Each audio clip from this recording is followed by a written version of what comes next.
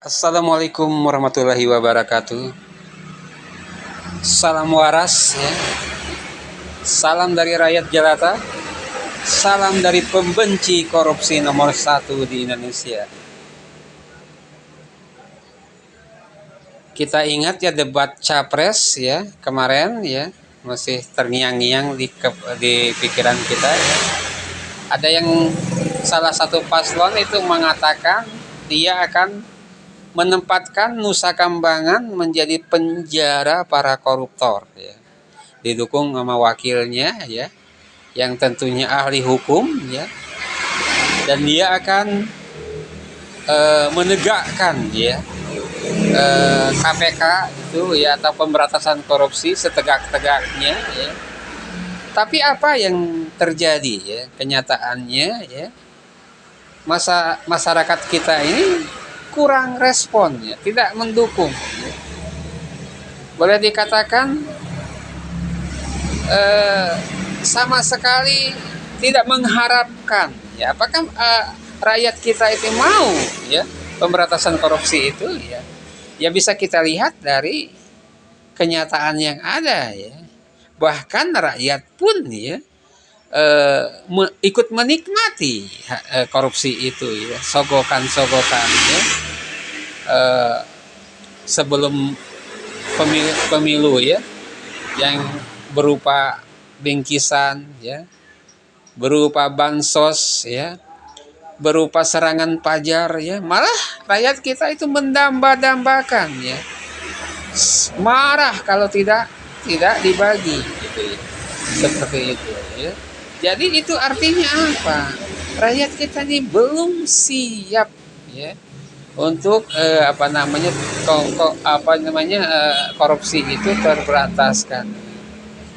Di satu sisi segelintir masyarakat saja ya yang punya keinginan kuat ya untuk memerangi yang namanya korupsi. Sangat-sangat segelintir orang. Makanya kita yang konsisten yang selalu ya membicarakan masalah pemberantasan korupsi itu ya, kita lihat ya cuman Pak Mahfud MD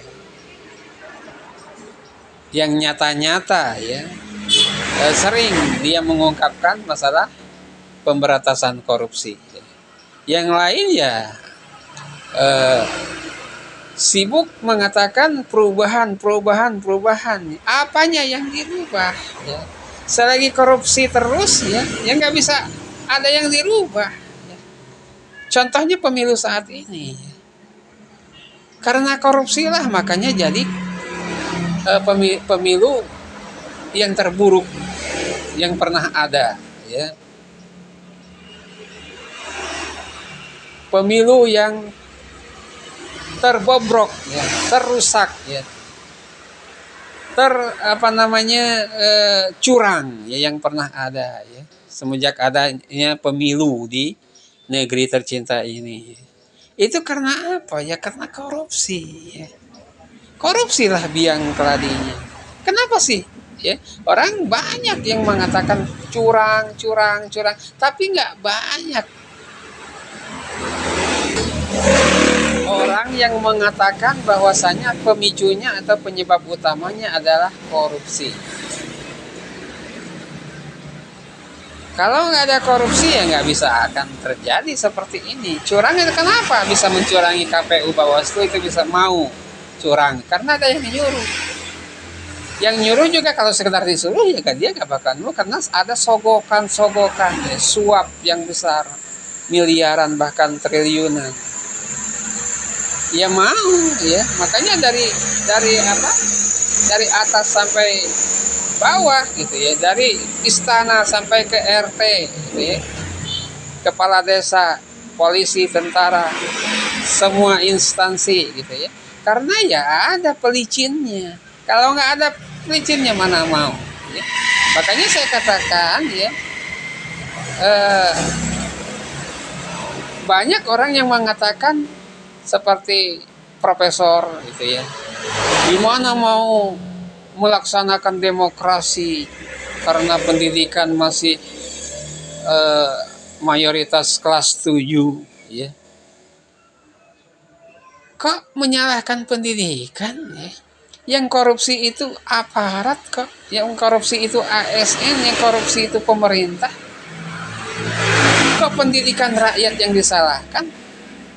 Aneh ya. Ketika ada yang mau menggugat kecurangan, wah, yang menggugat juga curang juga, korupsi juga, penjahat juga. Ya kapan ya? Rakyat kan yang butuh pemilu itu adil, ya, jurdil ya, luber dan jurdil itu rakyat yang butuh ya, bukan anggota DPR ya, bukan yang lain. Atau yang butuh itu rakyat, butuh keadilan ya. Yang tidak butuh kecurangan itu adalah rakyat. Yang dicurangi itu rakyat ya.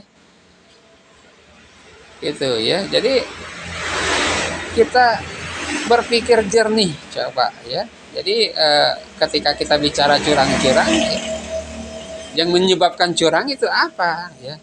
Ya itu nggak ada lain dan bukan ya, adalah korupsi penyebabnya, pemicunya ya. Korupsi lagi, biang kerok, biang keladi dari semua kejahatan, kebobrokan, kecurangan. Bahkan ya, terhambatnya negara kita ini menjadi negara maju ya, korupsi juga penyebabnya. Nggak ada penjajah di negara ini yang nyata-nyata di saat sekarang ini, kecuali negara kita ini telah dijajah sama korupsi atau koruptor. Jadi, wassalamualaikum warahmatullahi wabarakatuh.